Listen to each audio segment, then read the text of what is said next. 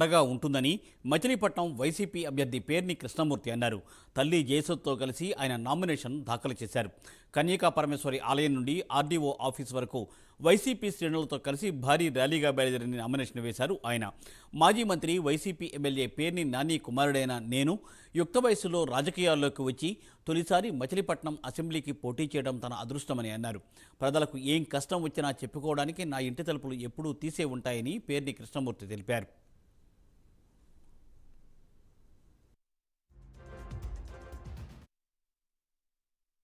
నా కుటుంబ సభ్యులతో, వైఎస్ఆర్ కాంగ్రెస్ పార్టీ కుటుంబ సభ్యులతో, అలాగే మచిలీపట్నంలో కిట్టు అంటే ఇష్టపడేవాళ్ళు కానీ, లేదా నాని గారు అంటే ఇష్టపడేవాళ్ళు కానీ అందరూ ఈరోజు కలిసికట్టుగా ఈ ఎండని సైతం లెక్క చేయకుండా నన్ను ముందరుండి నడిపించుకొచ్చి ఈరోజు నామినేషన్ వేయించడం జరిగింది.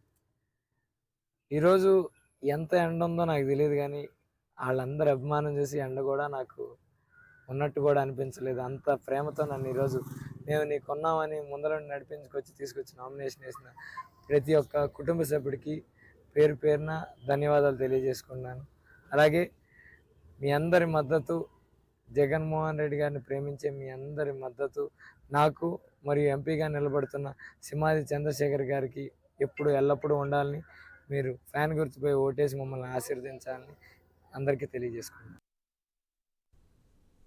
ప్రజలు